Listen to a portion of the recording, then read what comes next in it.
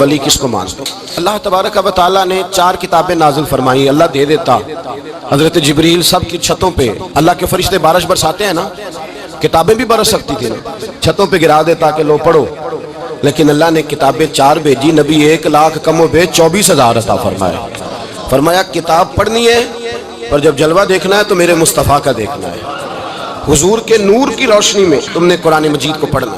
وہ بھائی سمجھ نہیں، ہمیں آج تک سمجھ نہیں آئی آج تک کہ گاڑی کا پتہ ہے کہ اس کی ہینڈ بریک کہاں ہے، اس کا کلچ کدھر ہے، اس کی فلاں چیز کدھر ہے. پھر بھی ایک استاد پیسے بھی لیتا ہے، 15 دن ساتھ بھی بٹھاتا ہے، پھر طریقہ سکھاتا ہے. جب ایک چھوٹا سا کام بغیر استاد کے نہیں آتا تو دین بغیر استاد کے آ جائے گا. اور دین کے مسئلے باریک ہیں، یاد رکھیں. شیطان حملے کرتا ہے، باریک بات ہے. تکبر والا جنت میں نہیں جائے گا، ریاکاری والے کی عبادت قبول نہیں ہوگی، حسد والے کے اعمال ضائع ہو جائے، جھوٹ بولنے والے کو حضور نے فرمایا میں اسے مومن ہی نہیں مانتا. اب یہ ساری چیزیں جو باطنی نقص ہیں، یہ بیماریاں ہیں باطن کی. آپ اگر دوائی نہ لیں تو آپ کے جسم کی بیماری نہیں جاتی، درویش کے پاس نہ جائیں تو آپ کی روح کی بیماری نہیں جاتی. جھوٹ نہیں چھوٹ سکتا، بدی نہیں چھوٹے گی. ہم نے دیکھا ہے تھوڑی دیر کے لیے لوگ مسجد آتے ہیں، نماز شروع کرتے ہیں، عمرہ کر کے آئے تو شروع ہو گئی، تھوڑا سا حج کر لیا شروع ہو گئی، خدا نہ خواستہ گھر میں کسی کا انتقال ہو گیا تو نماز شروع ہو گئی. تو ٹھیک کریں، لیکن وہ بعد میں چھوڑ جاتے ہیں. قائم کون رہتا ہے؟ قائم وہ رہتا ہے جس کے پیچھے کوئی قائم رکھنے والا ہوتا ہے. موبائل بند ہو جاتا ہے اگر بیٹری اس کی چارج، ہم اللہ والوں کے پاس جاتے ہیں، ان کی 2 باتیں بیٹری چارج کر دیتی ہیں. وہ ہمیں بتاتے ہیں کہ جینا کس طرح ہے، انسانیت کیسے تم نے اپنے اندر پیدا کرنی ہے، تم نے اللہ سے ڈرنا کس طرح. ان کی باتیں دلوں کو نرم کرتی، ان کی گفتگو انسان کو بدل دیتی. ان کی صحبت میں بیٹھنے والا بڑا آگے جاتا ہے. جو ان کی خدمت عالی مرتبت میں رہتا ہے اللہ اسے اسی طرح کا رنگ عطا کرتا ہے.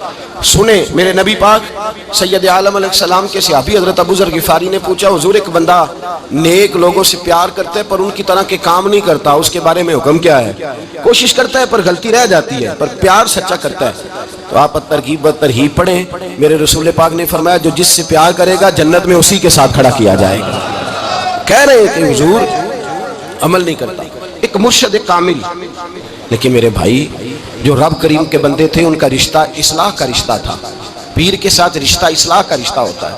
وہ جو لوگ رسمی بیعت کرتے ہیں نا، ٹھیک ہے مرید ہو گئے چلو روزی میں برکت ہو جائے گی، اس سے بھی انکار نہیں. اعلیٰ حضرت فرماتے ہیں بیعت برکت کی بھی بڑی بات ہے.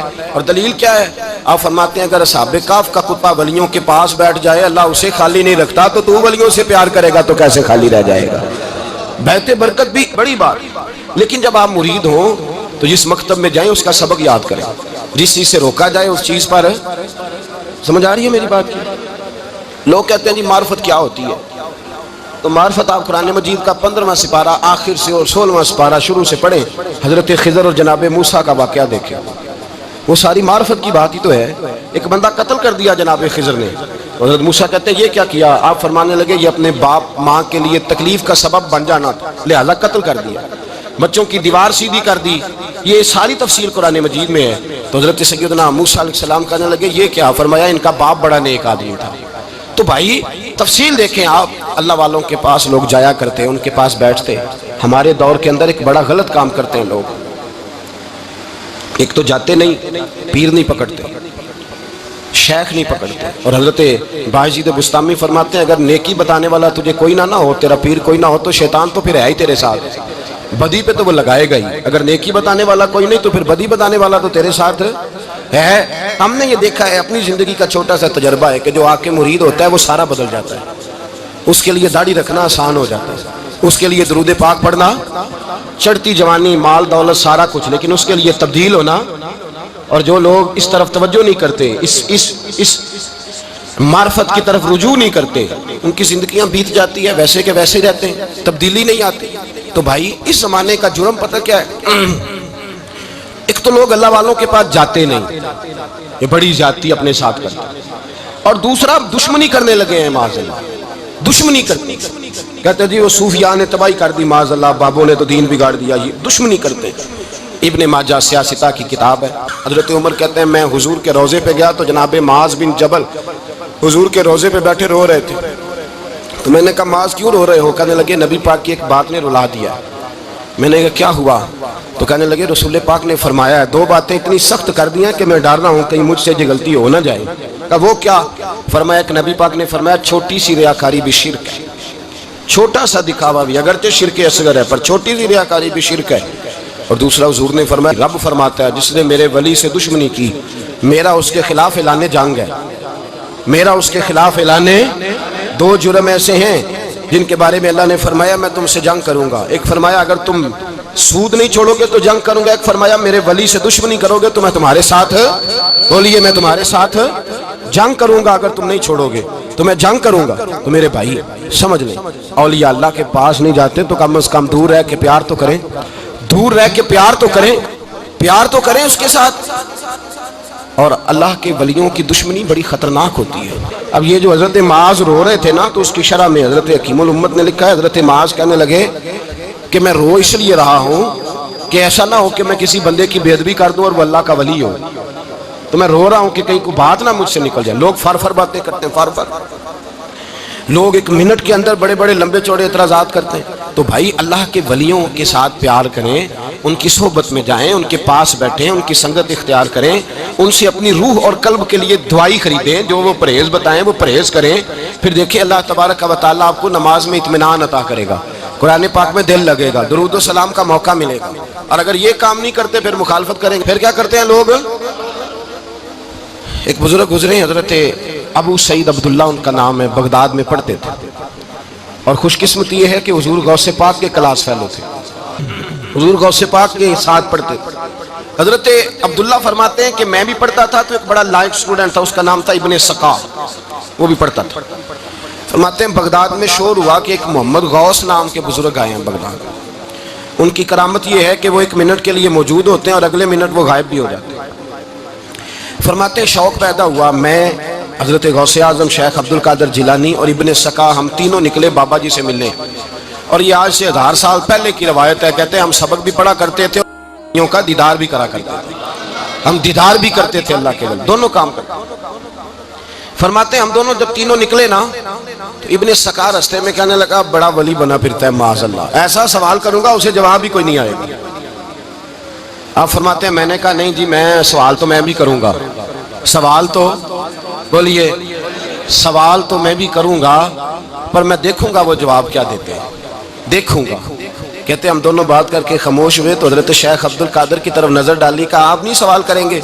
تو غوث اعظم فرمانے لگے میں سوال نہیں کروں گا، بس رب کے بندے کا دیدار کروں گا، بس اللہ کے بندے کا دیدار کروں گا۔ اور فرماتے ہیں کہ ہم پہنچے بابا جی کے کمرے میں، گئے تو بابا جی موجود تھے، ہم جا کے بیٹھے تو بابا جی غائب ہو گئے۔ تھوڑی دیر گزری تو آئے، سلام کے بعد پہلے لفظ پتہ ان کے کیا تھے؟ کہنے لگے ابن سقا تو کیا کہتا تھا ایسا سوال کروں گا جواب نہیں آئے گا؟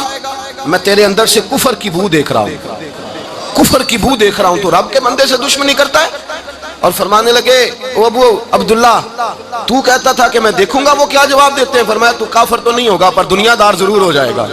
کہتا پھر بابا جی نے رخ پھیرا غوث پاک کی طرف اور کہنے لگے عبد القادر تو کہتا تھا میں رب کے بندے کا دیدار کرنے جا رہا ہوں، فرمایا جا میں تجھے دعا دیتا ہوں جب تک تیرا قدم نہیں لگے گا اللہ کسی کو ولایت عطا نہیں کرے گا، جا میں تجھے دعا دیتا ہوں جب تک تیرا قدم نہیں لگے گا رب کسی کو ولایت۔ حضرت ابو عبداللہ فرمایا کرتے تھے ہم آ گئے، ابن سقا پھر نہ مانا، کہنے لگا نہیں نہیں ایسے ہی بات کر دی ہے، اس تو کوئی علم غیب ہے معاذ اللہ۔ کہتے ہم نے دیکھا وہ سب سے بڑا عالم بنا، مناظر بنا، بڑی تقریریں کرتا، واضح کرتا۔ پھر وہ روم چلا گیا، روم کے بادشاہ نے اسے وزیر اوقاف بنا لیا۔ پھر ایک دن روم کے اس عیسائی بادشاہ کی بیٹی اسے پسند آ گئی، کہنے لگا میں نے شادی کرنی ہے۔ کہتے ہیں وہ بادشاہ کہنے لگا کر دوں گا شادی پر تجھے عیسائی ہونا پڑے گا۔ کہتے ہیں مارا قسمت کا معاذ اللہ ثم معاذ اللہ، نقل کفر کفر نہ باشد، عیسائی ہو گئے۔ آپ فرماتے ہیں مجھے بھی ایک بادشاہ نے بلا لیا، اس نے مجھے بھی ایک عہدہ دے دیا، میری بھی دنیا میرے کانوں تک آ گئی، بڑی جان چھڑاتا ہوں دولت سے مال سے شہرت سے پر میری چھوٹتی نہیں۔ آپ فرماتے ہیں ہوش اس دن آئی جس دن بغداد کے منبر پر بیٹھ کر اور 70,000 کے مجمع میں کھڑے ہو کے غوث اعظم نے فرمایا آؤ بھائی جس نے ولایت لینی ہے عبد القادر کے پاس آؤ، میں قدم رکھتا جاؤں گا اللہ ولایت عطا کرتا چلا جائے گا، آؤ میرے پاس میں ولایت دیتا ہوں۔ ہر مشکل دی کنجی یارو ہاتھ مرداں دے آئی تے مرد نظر کرے جس ویلے مشکل رہے نہ کائی۔ لوگ دشمنی کرتے اللہ والوں سے اللہ ملتا ہے، اللہ کے بندوں سے معرفت کا حسن ملتا ہے، اللہ کے بندے بیعت اپنی کرتے ہیں، جھکاتے اللہ کی بارگاہ۔ اللہ تبارک و تعالیٰ کے بندوں کے پاس بیٹھنے سے رسول اللہ کا پیار ملتا ہے، اللہ کے بندوں کی صحبت حضور کے دروازے تک لے جاتی ہے، رب کریم کے بندوں کی صحبت عاجزی سکھاتی ہے، اللہ کے بندوں کے پاس بیٹھنے والے اللہ اللہ کرنے لگتے ہیں، رب کریم کے بندوں کے پاس بیٹھنے والوں کو سجدے کا نور حاصل ہوتا ہے۔ اور میرے بھائی اگر تو نے کسی کے ہاتھ میں ہاتھ دیا ہو تو ملے گا کیا؟ ملے گا کیا؟ خواجہ نظام الدین محبوب اللہ رحمت اللہ علیہ کھڑے تھے تو ایک آدمی حلوائی کی دکان پہ کوئی چیز لینے آیا، کوئی درویش سادہ سا آدمی چھوٹی سی مسجد سے نکلا، حلوائی سے کہا دے دے، حلوائی کہا چل دوڑ جا، تو روز آ کے کھڑا ہو جاتا ہے، جب سارے آتے ہیں تب آیا کر، غریب گاہک تھا نا تو حلوائی نے جھڑک دیا، اس درویش کو جوش آ گیا، کہنے لگا میرے ساتھ بدتمیزی نہ کرنا ورنہ میں تیری دکان الٹ کے رکھ دوں گا، میں تیری دکان الٹ دوں گا، کہنے چل دوڑ جا، بڑے دیکھے ہیں تیری طرح کے دکان الٹنے والے۔ حضرت نظام الدین محبوب اللہ گزر رہے تھے، حلوائی کی نظر پڑی تو دوڑ کے دست بوسی کرنے آیا، کہنے لگا حضور السلام علیکم، آپ فرمانے لگے اس کے ساتھ بد اخلاقی نہ کر، تیری دکان واقعی الٹ جائے گی۔ کہا حضور کس طرح؟ یہ تو ایسے ہی سادہ سا ہے، آپ فرمانے لگے یہ بھی سادہ ہے، اس کا پیر بھی اسی طرح کا ہے، پر دادا پیر بڑا باکمال ہے، وہ جس کے ہاتھ میں اس کا ہاتھ ہے وہ بڑا باکمال ہے، فرمایا وہ تیار کھڑا ہے، وہ کہتا ہے چلو نالائق ہوا تو کیا ہوا، بچہ تو ہمارا ہی ہے نا، کہہ دے گا تو الٹ دیں گے، بچہ تو ہمارا ہی ہے نا، مجھے دشمنوں نہ چھیڑو، میرا ہے کوئی جہاں میں ابھی پکار لوں گا، نہیں دور ہے مدینہ۔ یہاں کوئی لاوارث لوگ بستے ہیں، خدا کے فضل سے ہم پر ہے سایہ غوث اعظم کا، ہمیں دونوں جہاں میں ہے سہارا غوث اعظم کا، خدا دے گا منادی حشر میں یہ قادریوں کو، کہاں ہے قادری کر لے نظارہ غوث اعظم کا۔ اور اس سے مراد ہر پیار کرنے والا ہے، صرف سلسلے میں آنے والا نہیں، ہر پیار کرنے والا قادر۔ بھائی سمجھ لیں، یاد رکھیں، اس بات کو پرکھیں، اللہ والوں کی صحبت تو انسان کو کمال کر دیتی ہے، وہ تو نواز دیتی ہے، وہ تو نورن۔ ایک بات اور ہے، کچھ لوگ کہتے ہیں کتنی فرما برداری کرنی چاہیے پیر کی؟ میں نے کہا وہ روحانی طبیب ہوتا ہے، ایک ڈاکٹر سے دوائی لے کے بندہ ایک ڈاکٹر سے دوائی لے تو پھر ساتھ اگلی دکان پہ بھی چلے جانا چاہیے، کیوں جی؟ کی پتہ کتھوں رام آ جائے، ایک سے دوائی لی پھر ساتھ ہی اگلی دکان پہ، پھر اس سے اللہ جانے کہیں سے شفا مل جائے، کدھر سے شفا مل جائے۔ اور بھئی ایسے نہیں ہوتا، دوائی تو ایک حکیم سے کھائے گا، ایک ڈاکٹر کی کھائے گا، جو پرہیز بتائے گا وہ پرہیز، اگر طبیعت ٹھیک نہیں ہوگی تو دوبارہ جائے گا، وہ کہے گا میں نے تیری دوائی بھی بدل دیا، تیری پرہیز بھی بدل دیا، اور ایک وقت آئے گا کہ انشاءاللہ شفا۔ حضرت علی بن ہیتی حضور غوث اعظم کے خلیفہ تھے، ان کے مرید تھے علی بن جوسکی نام تھا۔ حضرت غوث اعظم رضی اللہ تعالیٰ عنہ اپنے خلیفے سے ملنے آئے تو آگے سے ان کے بھی اپنے مرید کو کہا کہ چل پیر صاحب کے قدم دبا، وہ غوث اعظم کے قدموں میں بیٹھنے کی بجائے اپنے پیر کے قدموں میں بیٹھ گئے، دبانے لگے، ڈانٹا، کہنے لگے تیرا دماغ ٹھیک ہے، چل حضور غوث اعظم کے قدم دبا۔ وہ پھر اٹھے، گھوم کے پھر ان کے پیروں میں بیٹھ گئے، تو حضرت علی بن ہیتی نے جلال کیا، فرمانے لگے تجھے خیال نہیں آتا میں تو اب تجھے غوث پاک کے سپرد کرنے والا ہوں، تیری زیادہ تکمیل ہو جائے۔ جب یہ بات کہی تو حضرت علی بن جوسکی رو پڑے، چیخے مار کے روئے، وہ روئے تو غوث پاک بھی روئے، اور فرمانے لگے علی بن ہیتی اسے مجھے نہ دے، یہ جس پستان سے دودھ پینے کا عادی ہو گیا اب اسے کسی اور جگہ مزہ نہیں آئے گا، اسے یہیں رہنے دے، یہیں رہنے دے۔ بڑا اعتراض ہے لوگوں کو بہشتی دروازے پر، بہشتی دروازہ کہتے ہیں جنت اتنی اونچی تھی نیچے کیسے آ گئی؟ میں نے کہا تم نے پڑھا نہیں نا قرآن و حدیث، جنت بڑی اونچی تھی پر میرے نبی نے فرمایا میں نے ماں کے قدموں کے نیچے لا کے رکھ دیا، تم نے پڑھی نہیں نا، اصل میں پڑھی نہیں، تمہیں کیا پتا کبھی کسی چیز پہ اعتراض، ہم تھوڑا کہہ رہے ہیں کہ جو بہشتی دروازے سے گزر گیا، ایک فضیلت ہی ہے نا جی، ایک ہر مسجد جنت ہے کہ نہیں؟ بولیں، حضور نے فرمایا جنت کی کیاریوں کے پاس سے گزرو تو کچھ کھا لیا کرو، جب ہر مسجد جنت ہے تو بابا فرید کی مسجد جنت کیوں نہیں ہو سکتی؟ عجیب چکر ہے۔ اور بندے بھی کہتے ہیں وہ جی فلانا گیا تھا تو کہتا ہے میں جنتی ہوں، بھائی کس نے کہا؟ بلکہ ایک بڑی اعلیٰ حضرت کے ایک مرید ہوئے مولانا حشمت علی خان صاحب، حضرت مولانا حشمت علی خان صاحب رحمۃ اللہ تعالیٰ علیہ نا پاک پتن سے واپس آ رہے تھے تو بس کی چھت پہ بیٹھے تھے، تو کہتے ہیں رستے میں نا ایک دو بندہ آ گیا جس کو تنقید کی عادت تھی اللہ والوں کی، مجھے کہنے لگا مولوی کہاں سے آ رہے ہو؟ میں نے کہا پاک پتن شریف سے، پاک پتن سے۔ کہنے لگا میرے کپڑے سونگنے لگا، کہنے لگا بہشتی دروازہ گزرے ہو؟ میں نے کہا گزرا ہوں۔ تو کہنے لگا پھر جنت کی خوشبو نہیں آ رہی؟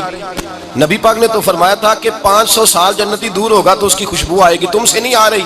مولانا بڑے حاضر دماغ تھے، کہنے لگے ایک حدیث پڑھی ہے ذرا دوسری بھی پڑھ لینی تھی، نبی پاک نے فرمایا جہنمی کو جنت کی خوشبو کوئی نہیں آئے گی، ایک ہی پڑھی ہے تو نے, اگلی بھی پڑھ لینی تھی. کہتے ہیں وہ بندہ کہنے لگا روکو بس مجھے نیچے اتار دو, یہ تو کوئی تگڑا بندہ ہی جواب دینے والا آ گیا. ایک ہی پڑھی ہے حدیث تو نے, سی اگلی نہیں پڑھی. شیخ کی خدمت نواز دیتی ہے.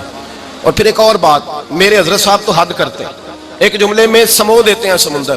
کسی نے کہا حضرت جی ساری زندگی بندہ کسی کی خدمت کرتا رہے اللہ کا بندہ سمجھ کے, وہ اندر سے جل ہی نکل آئے تو پھر تو آپ فرمانے لگے ہم نے بندے کی خدمت نہیں کی, اللہ کے بندے کی ہے. تو اجر کس نے دینا ہے؟